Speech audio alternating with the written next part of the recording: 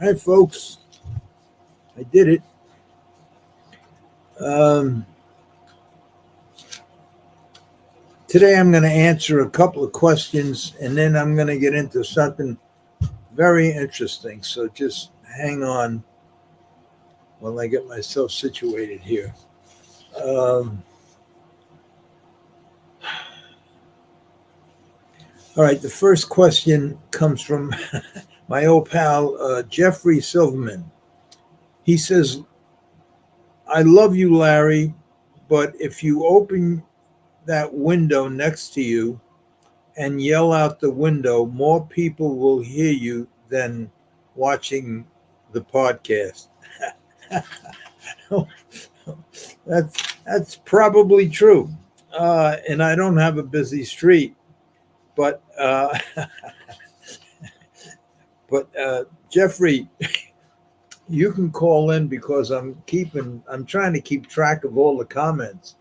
And if you call in or type in uh, anything you want to talk about, I'd be more than happy to talk about it with you. So you could stay tuned.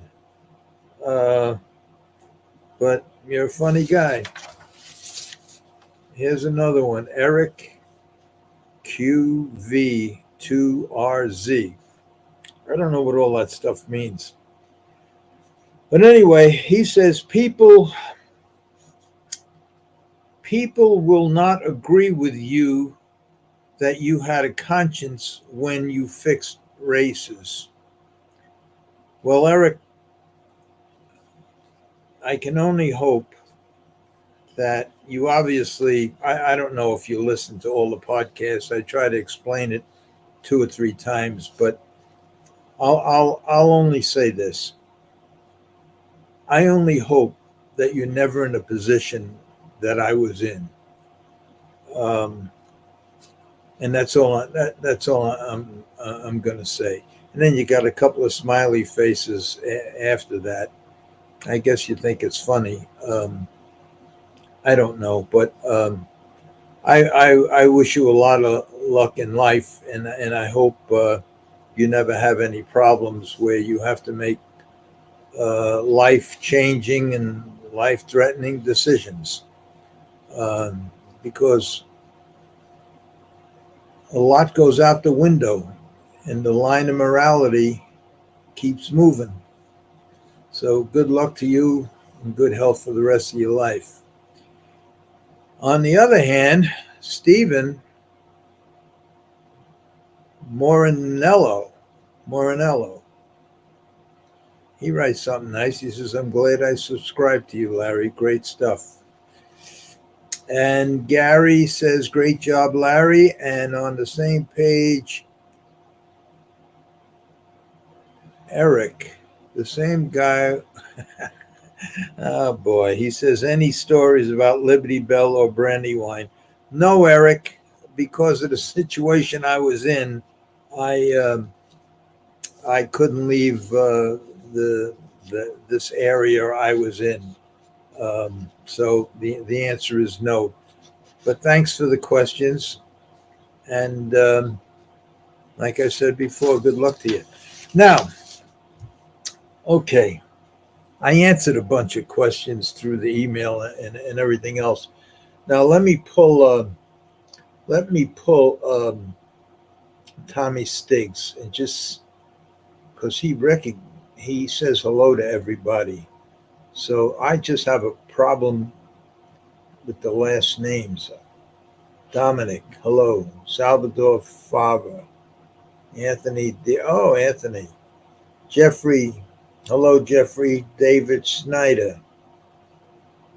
These are regular names I see here.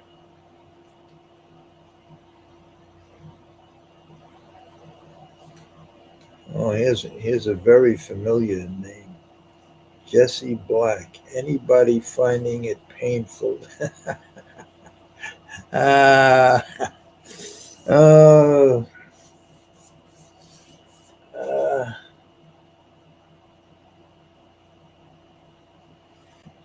Billy Parker seems shady as well. Billy Parker. Billy Parker was Billy Parker was the leading driver whatever racetrack he went at for life, and he nice guy, strange guy. I mean, he's the kind of guy that just as soon live in a treehouse as a mansion. But great driver, great horseman, and like I said, wherever he went, he was leading driver. And I'm sure he'd be right on top of the heap if he came to the Meadowlands, but he just wanted to stay home on his farm up in Monticello and do his thing. Now, what I'm going to do, uh, last week I talked about. I'm gonna get out of this here comments for a while because I'm gonna do a lot of pictures and talk about a kid, not a kid. He's a little younger than me, but he's to me he was not only a great horseman, but he was so far ahead of his time. And at the end of the show, for those of you that stay on, and for the guy I'm going to talk about now, there's something I've been working on a long time. And I thought about it years ago when I was racing it at Hialeah. And what I should have did if I was smart, I should have gotten in touch with this fellow I'm going to talk about now, because I think by now we would have found a remedy, because I still didn't. But we're going to do that right at the end of the show. Right now, I'm going to talk about a friend of mine, Kurt Watson, who basically changed harness racing forever. He put the game right on its head and started something that for years and years, probably 20 years, maybe, yeah, about 20 years, his race bikes that he made, invented, designed, created, dominated the whole sport and changed it around to the point where um, they had to it made such a big difference. They had a market on the programs. The gamblers insisted that they market on the programs. So we're gonna talk about him, and this all started way back when this fella here, Joe King, invented this bike here. It was a single shaft bike, and they used it at Monticello, and I'll never forget the day. I didn't buy one. I didn't like them. They were very dangerous. A horse could spin around, and if you ever hook wheels, you'd be in a whole mess of trouble. You could never get out of it. It would be a mess, and it was a mess. But I'll never forget the time Benny Webster had a horse in at Monticello and he couldn't make it, and he put me down the drive, and it was hooked up to one of these things. It was it was something new for me, but I just didn't like it. You just sit with your knees folded up right in front of you, and you got that pole right in front of you with the horse. I didn't like it. Uh, I won the race, and I just didn't like it. I just didn't like it. And another thing I didn't like about it, especially on this horse that I was driving for Benny, it had a tremendous, if you had that seat back, it had a tremendous amount of lift. It'd lift the horse right off his feet.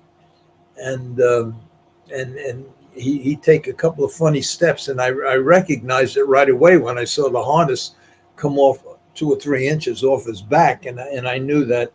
But anyway, that was the first, basically, probably back then in the 50s, 60s, they had, I think, Brodeur and Gerald and maybe one or two. I think that was about it. They had little wooden shafts. And then this was the first, I guess you call it a modified bike. And then came Kurt Watson. And Kurt Watson started like this. And he sent me all this information today. And I try to get it all together, and I hope I hope I do it justice because he spent a lot of time sending me a whole bunch of stuff. But he started making his bikes, and you could read it right here. All made out of 4130 streamline aircraft material, by far the greatest material on earth, super light and super strong. And then the first bike that he made was in 1986, and Kelly Shepard. Kelly Shepard used it in Pompano, and he was unbeatable. He was the leading driver that year, and and and let's see. This is the bike right here, and you could see that that the shafts don't go through any loops. They're not quick hitch. They're just it. They're attached to the harness right at the center of the harness on top, and there's a bar that connects from one shaft to the other shaft that goes right over the horse, and the horse is hooked to that right at the center. So that was the first. That was the first bike that Kurt Watson made, and like I said, it was made out of this material, and Kelly Shepard, he was unbeatable when he used that bike. Now, well, here's another thing he sent me, that every horse that Kelly got on was 3 seconds faster when he used the bike. Now, the next bike he made was in '91, and that was called the bent shaft. That's the bike right there. And Arts Place made a hold on. I keep my phone on because I keep forgetting to hit live, and so I keep my phone on. But anyway, I just shut it off. Okay, so the next bike he made was a bent shaft, and Arts Place created a world record of 149 and 2 with Catman's in the bike. The next bike he made was in '93, and this bike was a killer. This bike, the Cheetah, he called it the Cheetah, and this bike broke all kinds of. Everybody used it. It broke all kinds of records. Um, this was a world record with Comcast of 46 and 2. And let's see, this one was the American winner, the Hambo, with Ron Pierce. This one was John Campbell, Life Sign at the Jug. They're all using this bike, and from what I understand, I should have talked to him more about it. From what I understand, is that for political reasons, this bike was barred. They barred this bike for I guess I'm not really sure, but I mean everybody was using it. The horses were going a lot faster, and but the USTA bought it for I believe because measurements, something with the measurements. It had to be exact measurements, or it was all it was just it was political bullshit. That's what it was. But everybody used them. Here's another one with the Cheetahs staying together, 148 and 2 at the Meadowlands. It was a track record. Now, here's a horse that I had. That's the horse that Stanley Dancer gave me when I first straightened my life out. That was the first horse he gave me. Charles Slutsky owned him, and he had 2 bow tendons, and Stanley couldn't get him to the races. And he gave him to me, and I told the story before. And it took me 3 or 4 months taking care of the tendons and getting them rigged up and everything. And and then I called Stanley. I went over to Stanley's barn. We were in Pompano, and I told Stanley, I says he's ready to qualify, and I'd like you to qualify him. And he came over, he qualified him, and he says, you got him really good. I don't know what you did, but you got him good. And I says, would you drive him for me? I only think it's right. It's your horse. And he drove him, and he went easy. He won his first 3 races back with Stanley driving him. And then the meet ended, and Stanley came over to me, and Charles and him signed the ownership papers, and they gave me the horse, and and all the purse money that he won. And it was really nice of them, both Stanley and Charles Slutsky. And so I took him to the Meadowlands, and I'm going to tell you the whole story. I took him to the Meadowlands, and we were in the track kitchen one morning, and it was muddy out. So I told everybody, just clean the stalls, and we'll all meet in the coffee shop. We're going to leave him in today because the track was muddy. I didn't want to take him out. I had a couple of boat tendons. So we're sitting there and I wind up selling that horse to Andy Beleza for $100,000 after Slutsky gave him to me. And I offered him and Stanley half the money. They wouldn't take it. So I did all right with that horse. So anyway, we're sitting in the coffee shop at the Meadowlands, and the owner of the horse, Andy Beleza, sitting with us. And I told him I was leaving everything in today. It was a day off because the track was muddy and it was nasty out. And here comes Kurt Watson. He sat at the table with us, and he was all full of mud. And I says, "What, you go out today?" He says, "Yeah, I took them all out." And I said, "Okay, good for you." And then after about 20 minutes, I thought nothing of it. Kurt leaves. Andy Beleza leaves right after him. And about a half hour after that, I go to the barn. And my brother, I says, "Where's my brother?" He says, "He's on the track. He's jogging Neville Leader." And I says, "I told him to leave him in." He says, "Yeah, but Andy Beleza come over and told him to take him out." So I just put 2 and 2 together. He saw Kurt took all his horses out, and I guess he must have read that book, The Care and Training of Harness Horses, and he thought he knew everything. So he told my brother to jog him. So when my brother come back, we cooled the horse out and everything. And Andy had 2 or 3 horses with me, I think, at the time. And I walked him over to Kurt Watson's barn, and I gave him. I says, "Here, Andy Beleza is now your owner." And I have to tell you that Kurt Watson, he did well with all 3 horses, and they were all three problem horses, and he did very well with them. I'm trying to find the picture again. Here it is, and he won the invitational pace with Neville Leader, and he did very well after that. And he's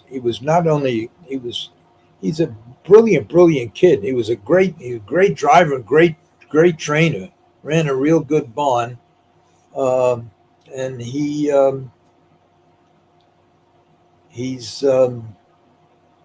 something. Okay, the next bike he made was in 2011. He called it the UFO, and that's the bike. That was the last bike he made. And Bulldog Hanover, that's him hooked to that UFO bike, and he went in 145 and 4.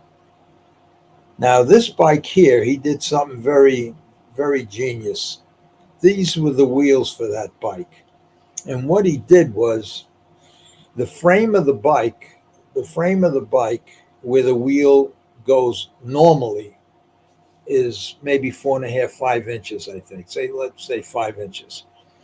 And what Kurt did was he made a special wheel, no spokes, out of all that light material, and he made the hub where the bearings are 2 inches, and made the frame 2.7 inches. And this it does a couple of things.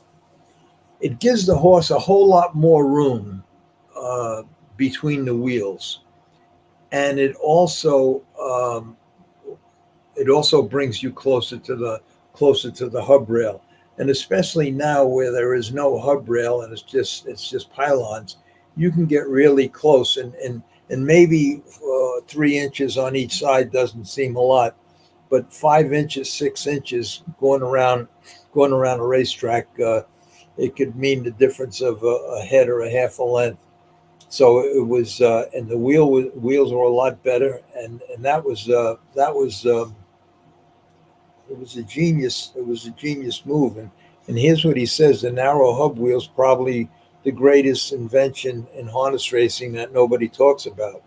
Well, we just did. Now here's I can't go through all of them, but here's a picture, and these I see the numbers all the way up to God, they're up to 76. So I would imagine them are all the changes that he made from the standard bike. Them are all his changes. And naturally, since he started all those bikes, he was always on the covers of Hoofbeats and with all the different bikes that he had. He was just a bright kid that invented these things, and he found that material and he put it all together, and he was revolutionized the whole game. Now, this is what I want to talk to Kurt about, the guy that just invented all of these things. Now, unfortunately, he's stuck at home a lot. He has asthma.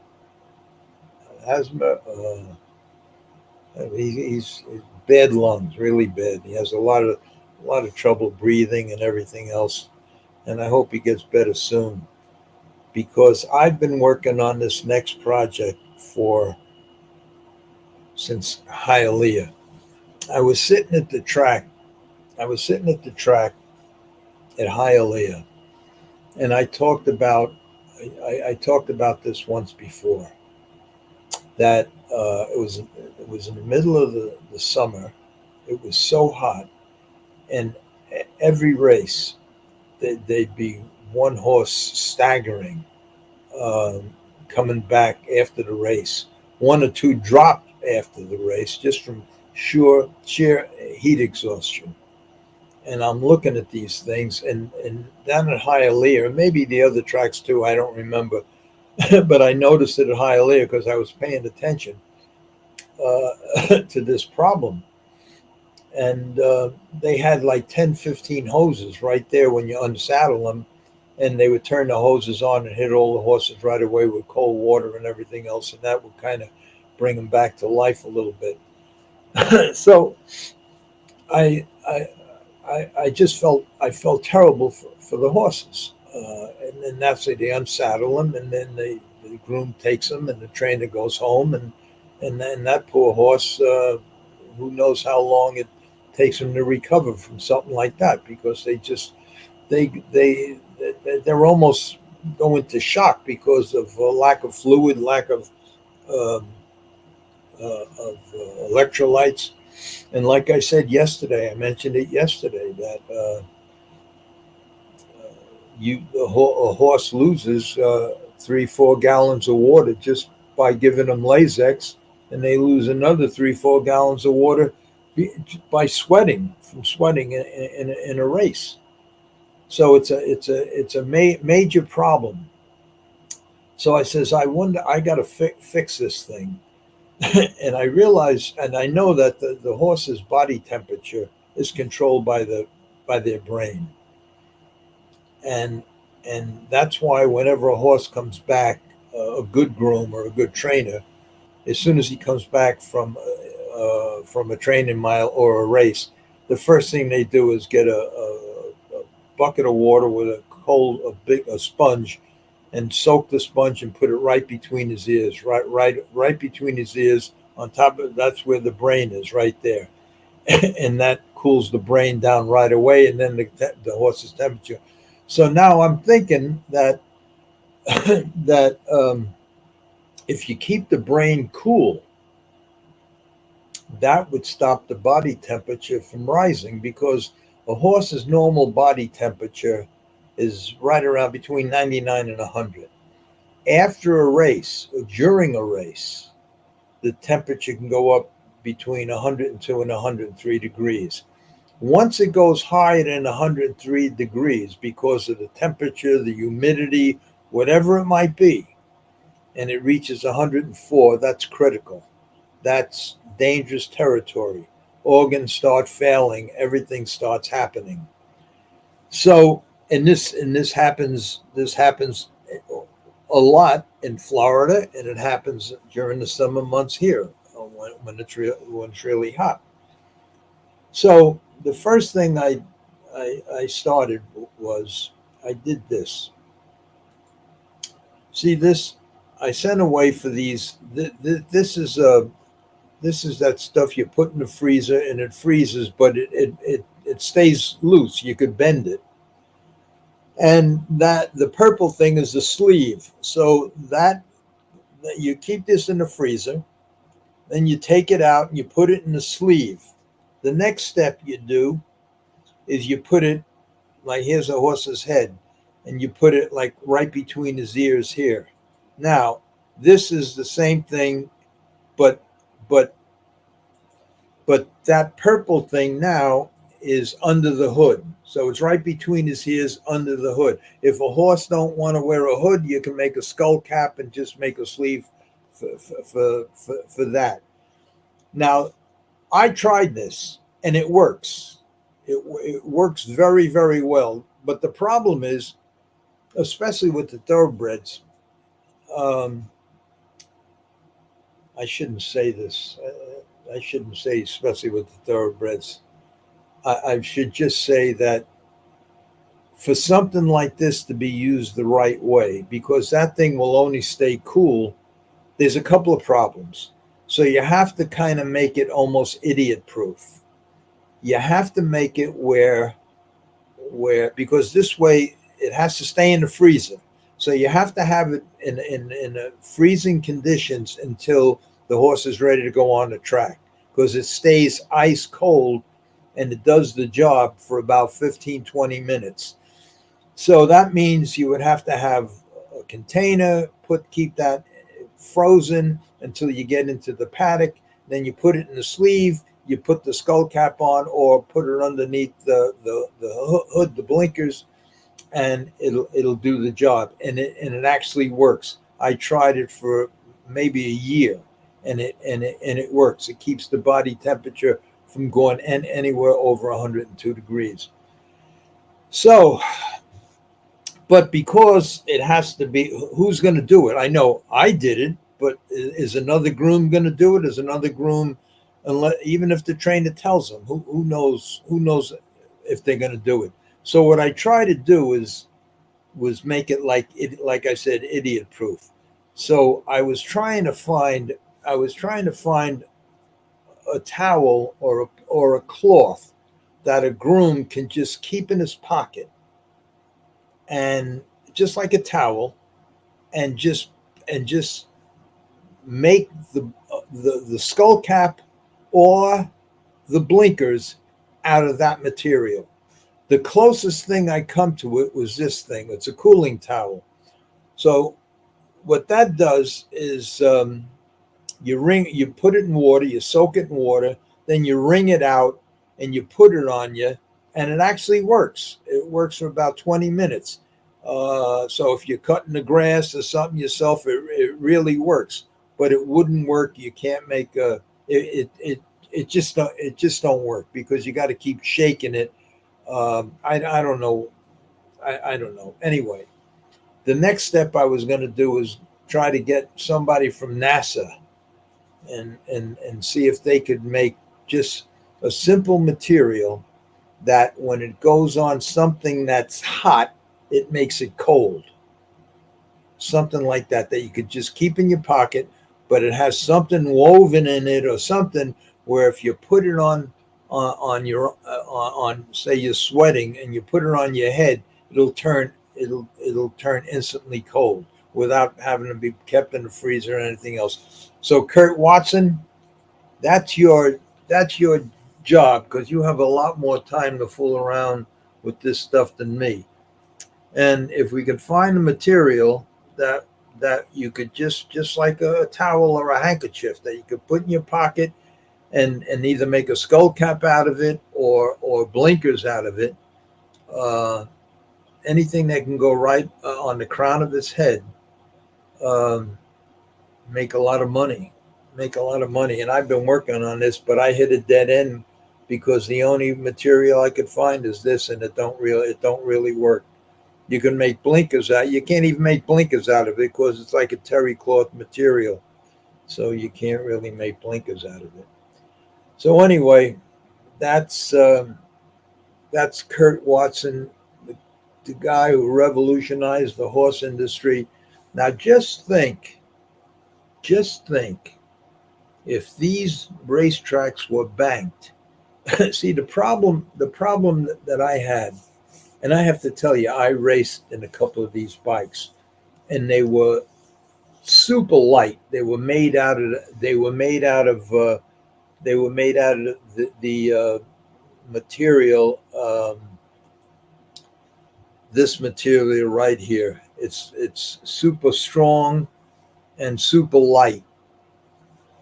Now the problem with super light that I found was that when the turns were not banked, and this happened at Monticello, because the bike is so light, it chatters around the turns if the turns are not banked.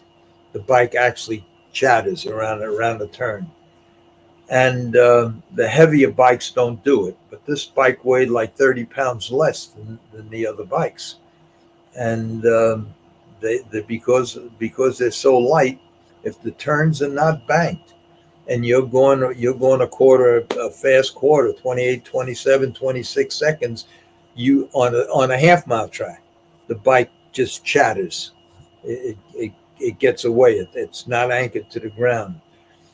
Now that wouldn't happen on any size track if the turns were banked, and that's how important the bank turns are. Having a bank and turn. Now I didn't mention this the other day when I talked about bank turns, but can you imagine the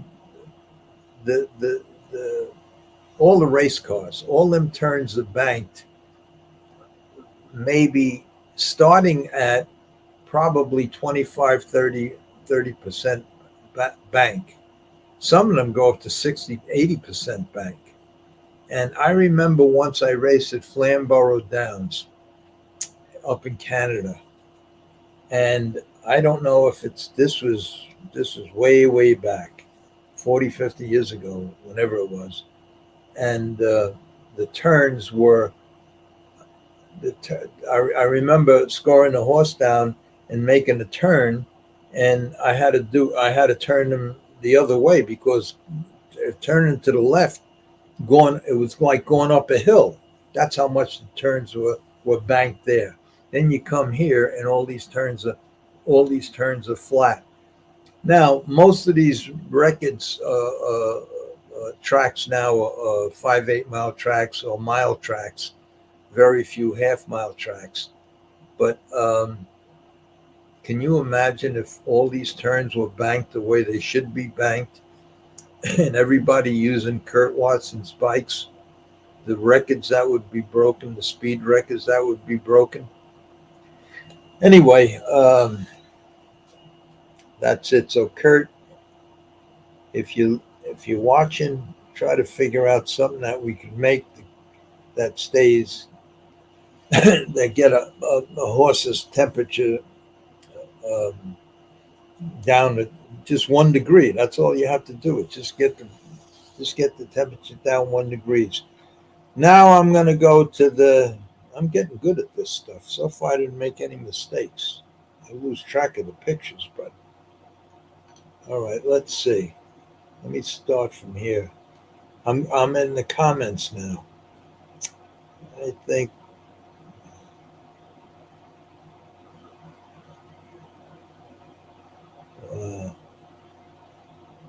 Okay, let's start from here.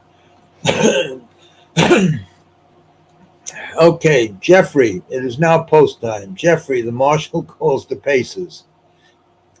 Dominic, DeGerio, hi Larry. Joseph, I'm having trouble saying. Oh, I could do this. I keep forgetting. There you go. Okay. What's this one? And away they go. Okay. Did kill horse? Did OTB kill horse racing a little? I should do a whole podcast on that fiasco.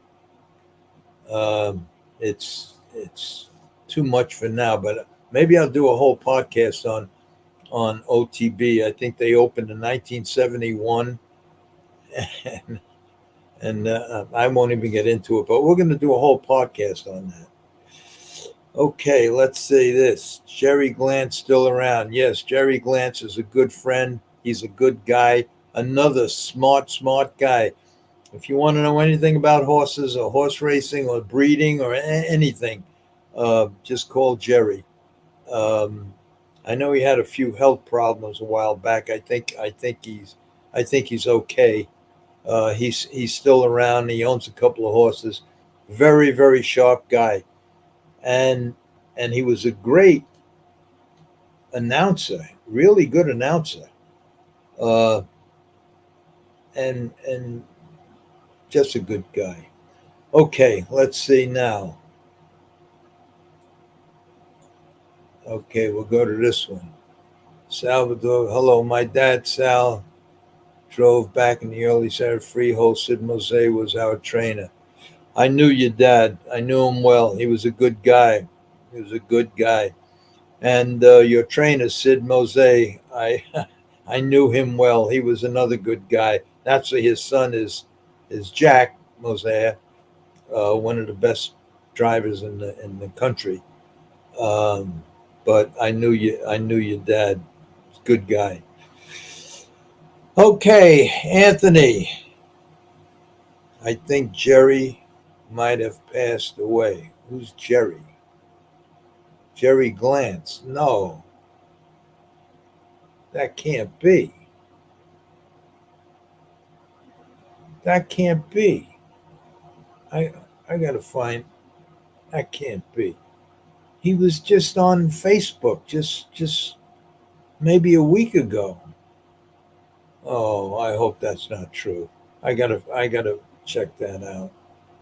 Oh my God, I hope that can't be true. I'm gonna check it out. Jeffrey, Larry, I was on 17 West yesterday. Thought about you. Well, I'm 2 minutes from there. He had to do his call. We could have coffee. Let's see this one. It's so nice up there. It's a good area over here. Yeah. Yeah, I settled down in a really nice area. In fact, I live on a block. The block I live on, my house is right on the corner, well, one in from the corner. The guy next to me is the landscaper who does all the houses and a lot of the houses in Lyndhurst.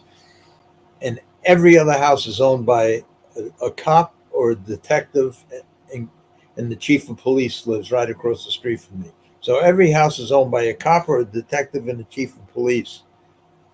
So it's a really good, but probably the best block in Jersey as far as I'm concerned. Okay, let's see. Larry Davis, you must have been at Monticello when Billy Parker started. What did you think of him? Billy Parker's a great guy, great driver, and like I said earlier, wherever he went, he was leading driver. Made no difference what racetrack, but he loved Monticello. He had bought a farm up there, and he that was his home. He was just going to stay there, and I think he retired last year. And whenever I'd send a horse up there, when I was in the business, he would drive him for me. In fact, he drove the horse Osmosis when I'm not going to tell the story, but that was the horse that James Gandolfini, the guy from The Sopranos, when his father was in a lot of trouble health wise, and he couldn't get him to eat or nothing, and he brought him to the barn because he loved horses. That was the horse that he wouldn't even talk. He wouldn't talk. He wouldn't lift his head. He wouldn't eat. That was the horse I brought out, and he was a nice horse. He was petting him, and then I hooked him up and I put him in a jar cart. You guys know that whole story. And when I sent him up to Monticello, I says to Billy, I says, look, if this horse wins today, Gandolfini's going to give you the whole um, set of CDs of the Sopranos. And he was a big Sopranos fan. So the horse did win, and I got him. James Gandolfini sent him a color picture of with thanking him and everything. Yeah, Billy Parker's a good guy. Let's see this. My aunt was married to Tommy Giamenco. Tommy, yeah, rest in peace. Another good guy. Okay, let's see this. Larry, I'm proud to know you for many years. Well, thank you, Dominic. Thank you, Dominic. It was nice. Dominic, Dominic is the brother that worked for me. Yeah, he was the best, one of the best grooms I ever had. The other one was the Canadian kid, Gillis. But Dominic was, in fact, Dominic reminded me that when I used to go crazy, his was the only trunk I never turned over because it was always neat and everything was in there. Okay, let's go. Let's see this. This is neat. When you get of 17, how far is Monticello? When you get off 17, I guess that's what he meant. When you get off 17, how far is Monticello?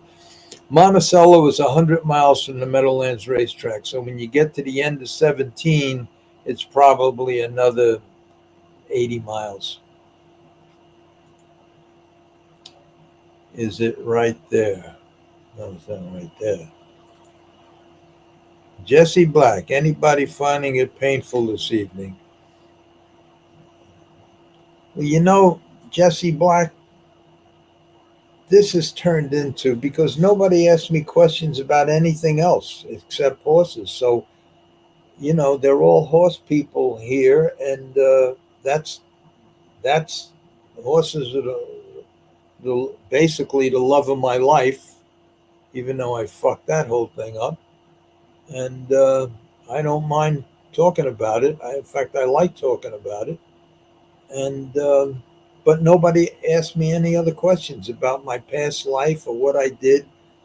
So I just keep answering these questions, and the people that find it painful, like that guy the other night, Tuesday night, he said this is painful, and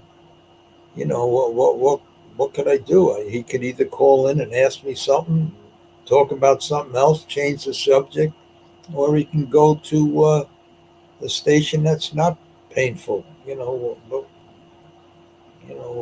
What can I do? Okay, let's see. Billy Parker seemed shady as well. Billy Parker was a good guy. He was very, very quiet, a good guy. Matt, Dale, when you were at Delaware Park, didn't you train the horse Scary Hope? I used to go to the track every day. No, I didn't have that. I don't believe I had that horse. No, I didn't. At Delaware Park, the only horses I had were a few of my own, maybe 4 or 5 of my own, that I had partners with owners, and I had about another 5 or 6, I think, with Kelly Jones, and that name don't ring a bell. Oh, hey Larry, doing a great job. Thanks. 22 J Dog. Thanks, J Dog. Jack Mose drove for my dad. Sal, yeah. Jack was a great guy. Good driver.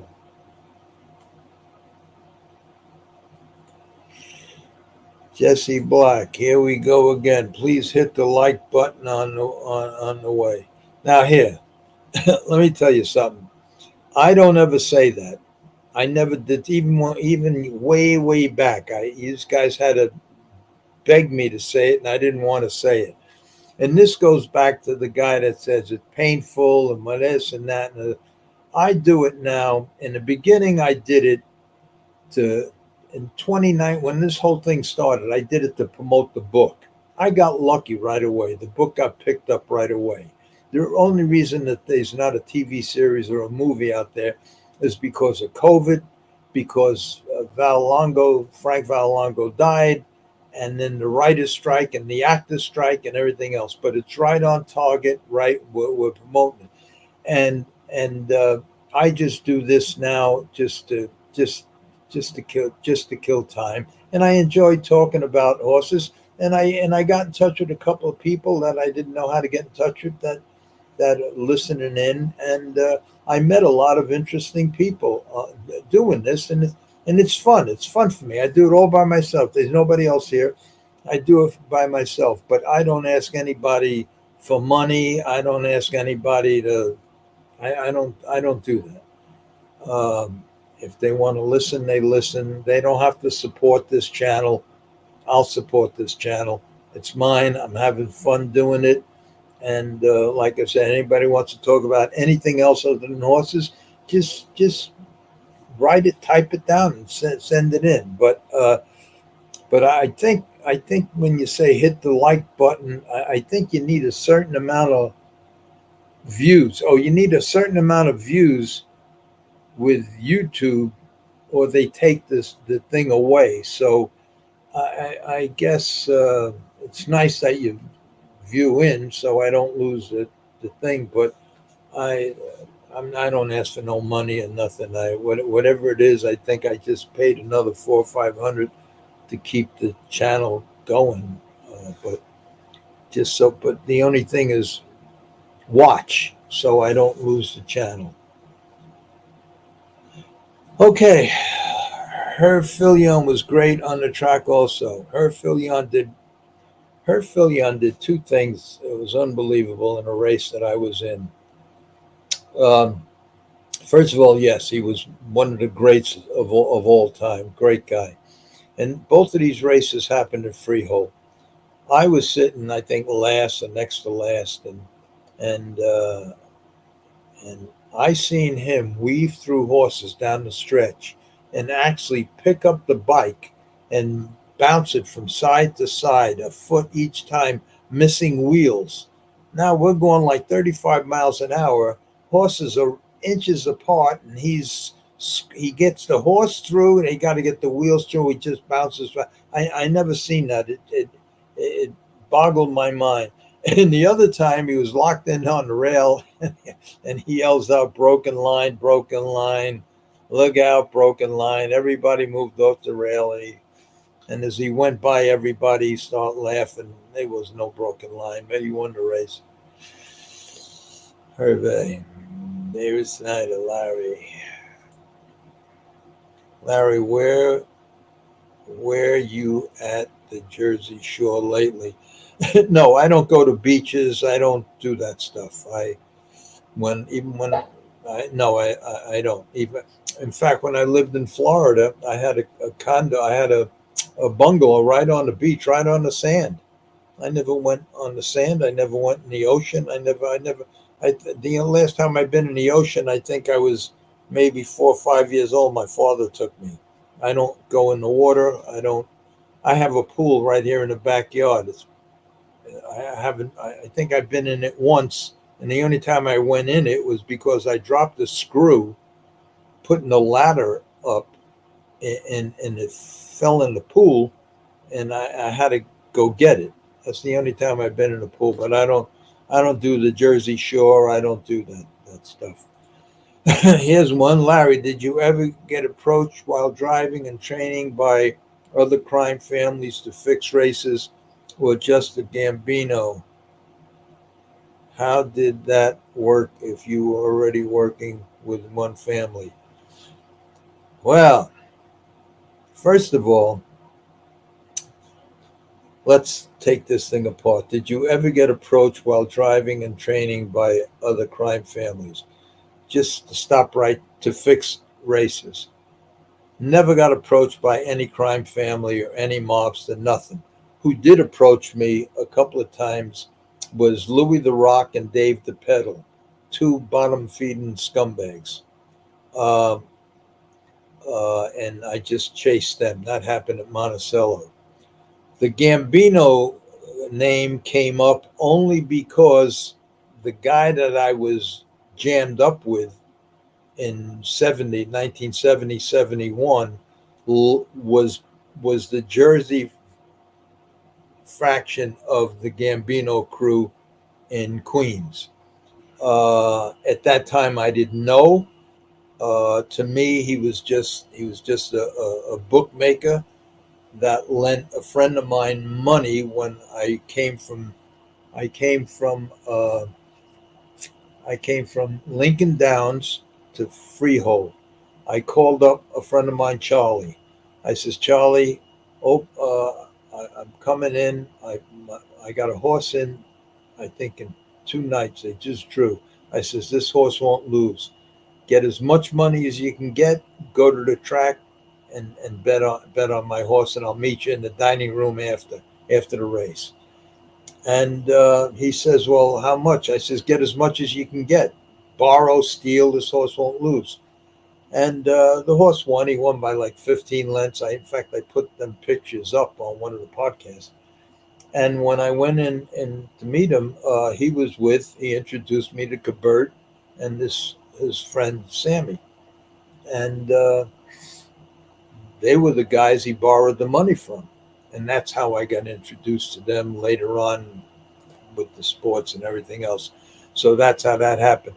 As far as John Gotti goes, um, he found out because he got to be very close with Cabert in Jersey, and in '74 I got word that he wanted to see me, so I went to see him, and he said, "I heard you doing something with Cabert."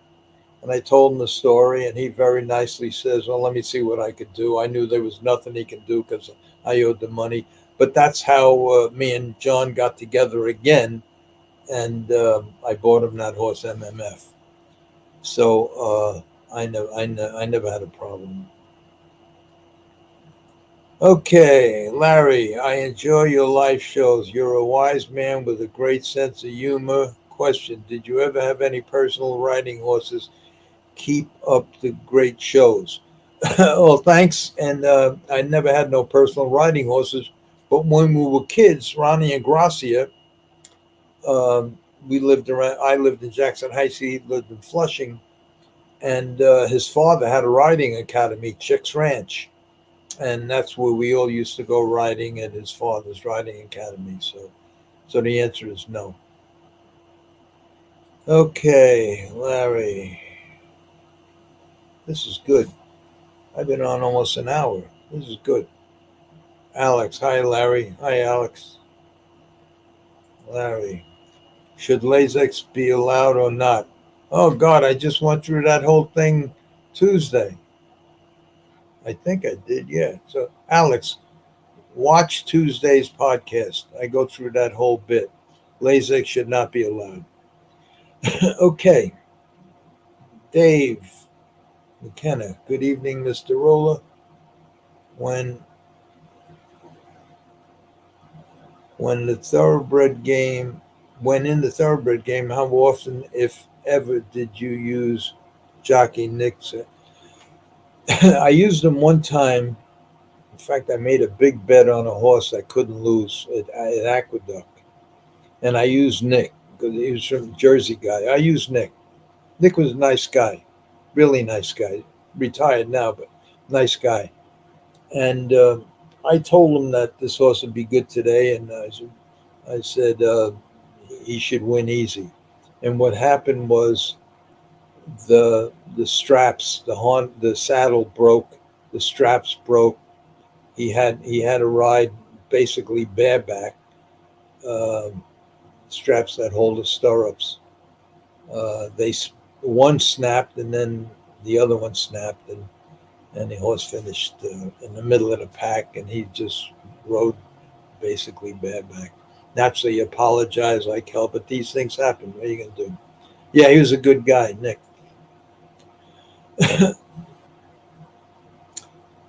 Patrick Smith.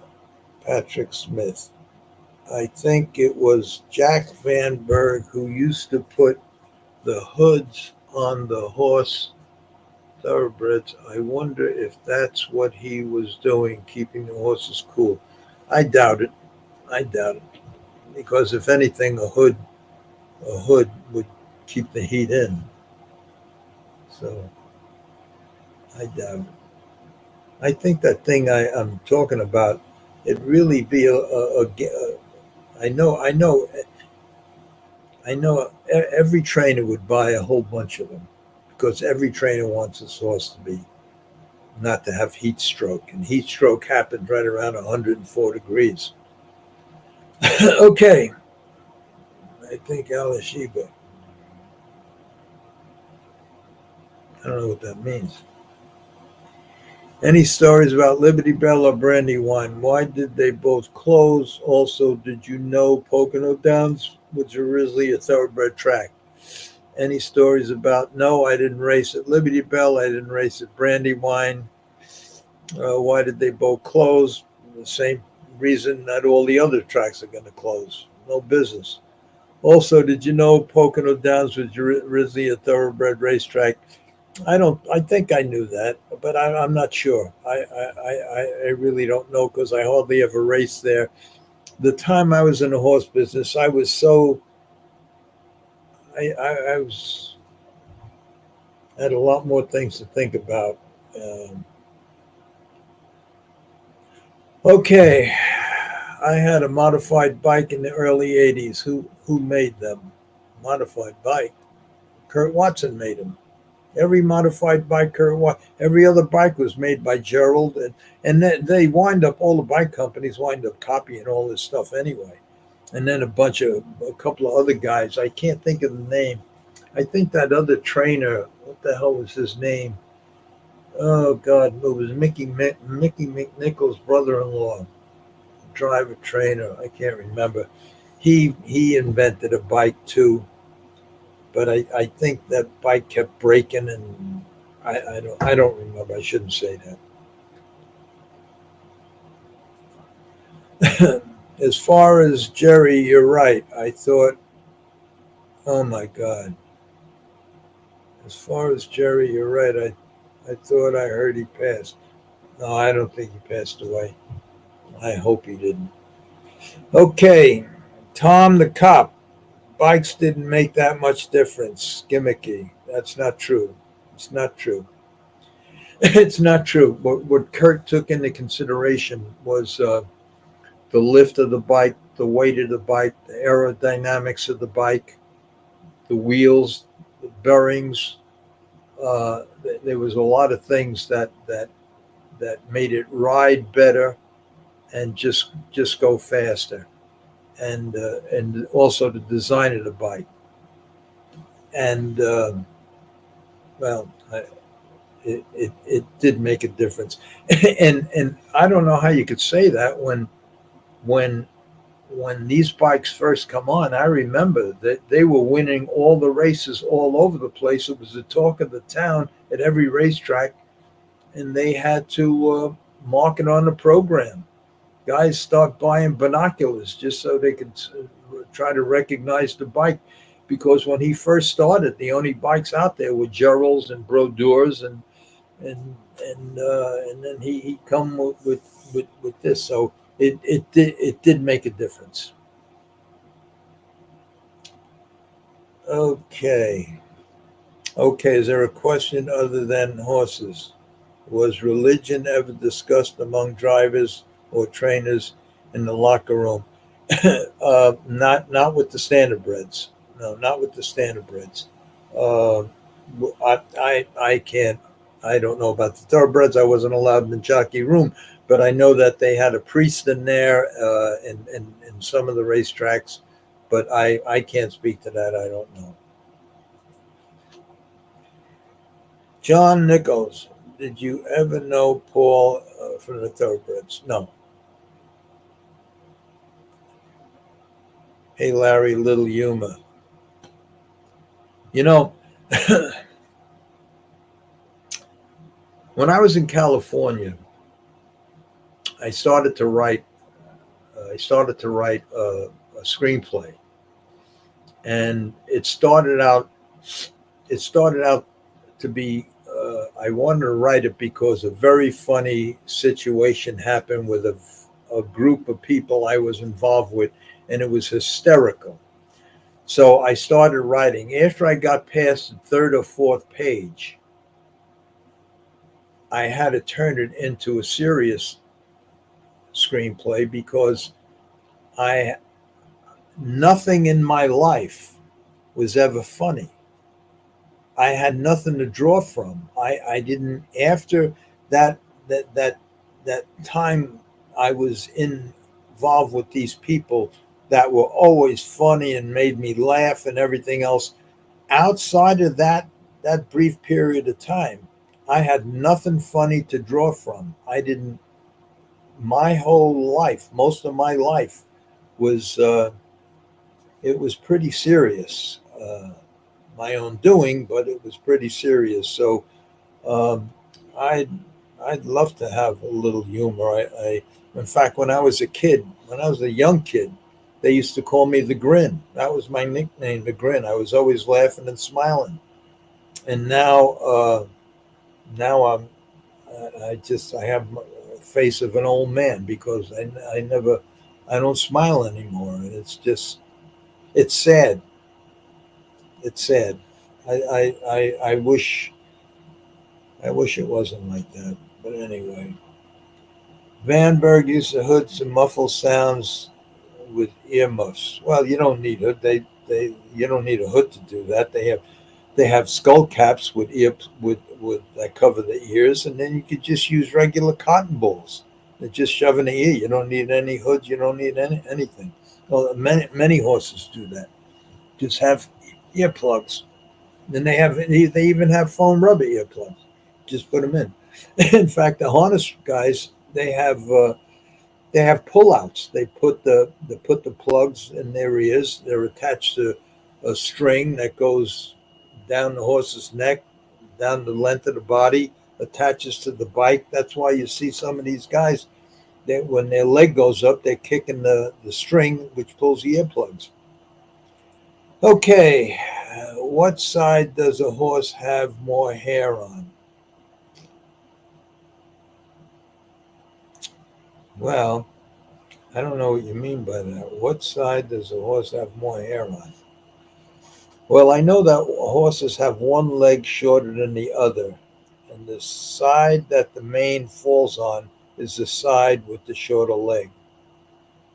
I don't know what that happens to be true, but I don't understand what side does a horse have more hair on.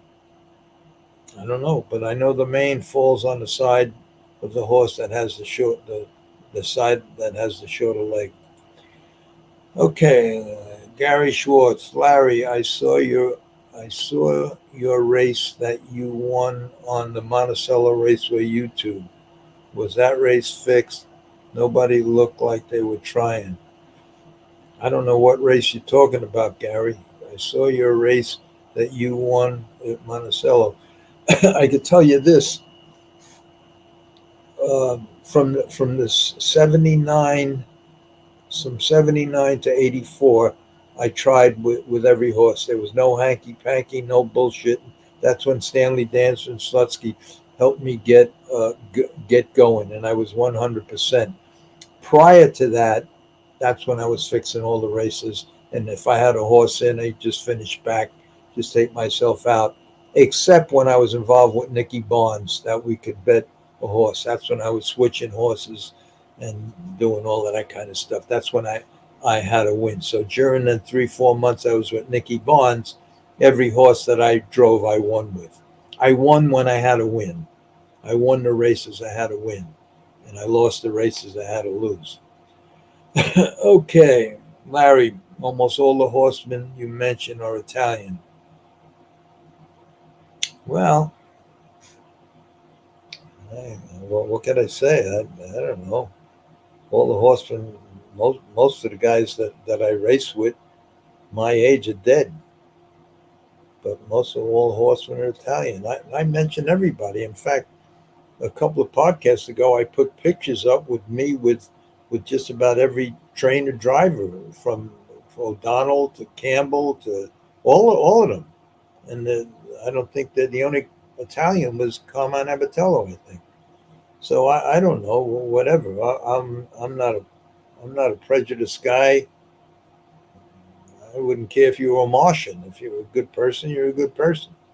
So I don't know, but if that's that's the case, you're probably right. Because I had Charlie Giamenco, I had Joe Garino. Yeah, yeah, you're right.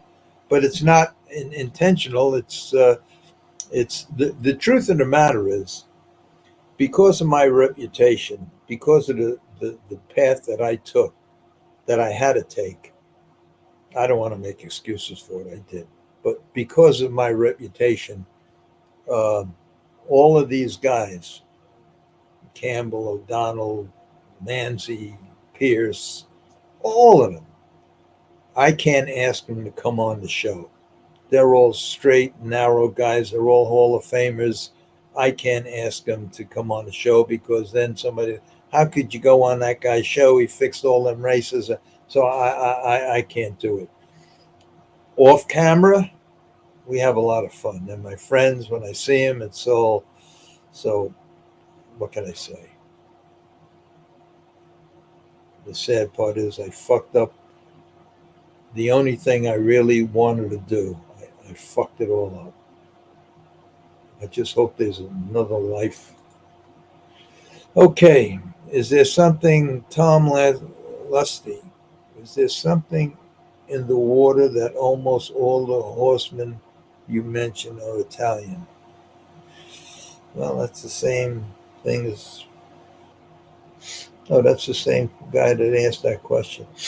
Gambling, Eric, gambling is the new drug. I see teens hooked already. What's your take?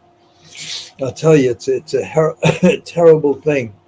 I I can't go through the whole story, but if you've been listening to the podcast from the beginning, and there's 85 of them out there, you'll learn how I got hooked. And I'm a very, very strong-willed guy, and I never. I used to despise people that couldn't control themselves and get drunk, despise people that smoked that couldn't stop, despise drug addicts and everything. I despised them all because I couldn't believe that you couldn't stop. And then I got addicted to sports betting. And it's, I don't despise them people no more. I know what it's like. And unfortunately, not just because it happened to me, but drinking and drugs are substance abuse. Gambling is mental, and Gamblers Anonymous don't help. It's the cure rate is zero, and there's more suicides from gamblers than drug addicts or alcoholics. It's just a tough thing, and it got me fucked up my whole life. I ruined my whole life because of that addiction. And the only thing that stopped me was a foot and a half of cement waiting for it to harden. And when you're waiting for that cement to harden so the guy could throw you the fuck overboard, that's what stopped me. It wasn't no 900 number. It wasn't nothing. It's a tough. I feel bad for them people that have these addictions. It's tough. Okay. I mean, you can't watch any sports without odds or bet. Yeah, now I could, but I just don't. I just don't. I mean, nothing excites me. What excites me is a 2 minute horse race. That's what excites me.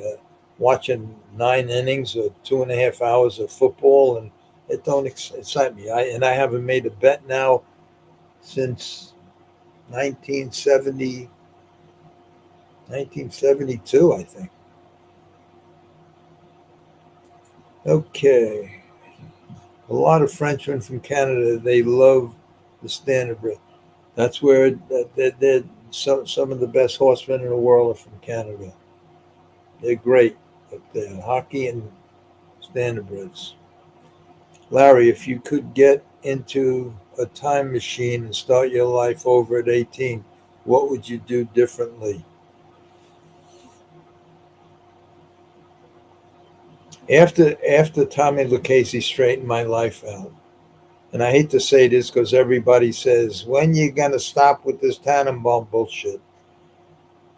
But that's the reason that I took that turn because what would I do different? I would do nothing different because what I got barred from and what put me on the wrong path and what caused everything in my life to happen was the decision that Tannenbaum made to throw me out of Yonkers because he thought I stiffed a horse, which I really didn't. And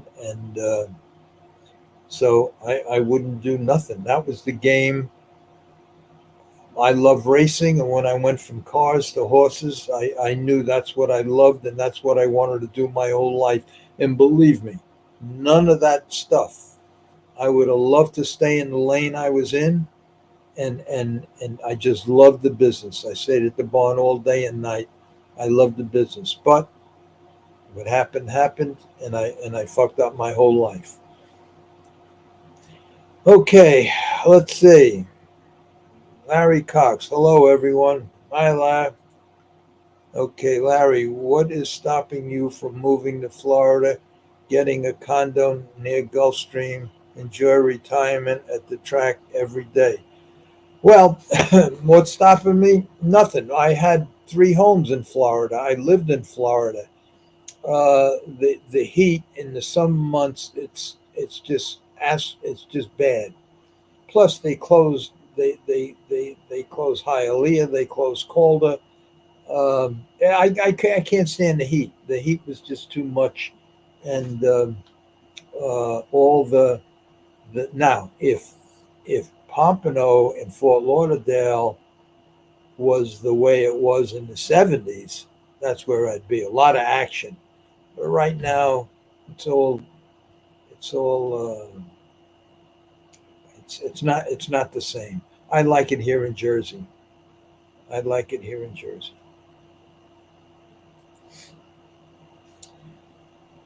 Eric, is it true John Booth, original announcer for the Meadowlands, was fired because he was a gambling addict and he sued them? I don't know that. I don't know. I have no idea. People go to casinos thinking they have a good chance of winning, but the truth is, over the long term, the house always will take your money. That's very, very, very, very, very true. Okay, folks. It's been oh my God, an hour and 13 minutes. Tommy Stig says never go over 45 minutes. So I thank you all for showing up.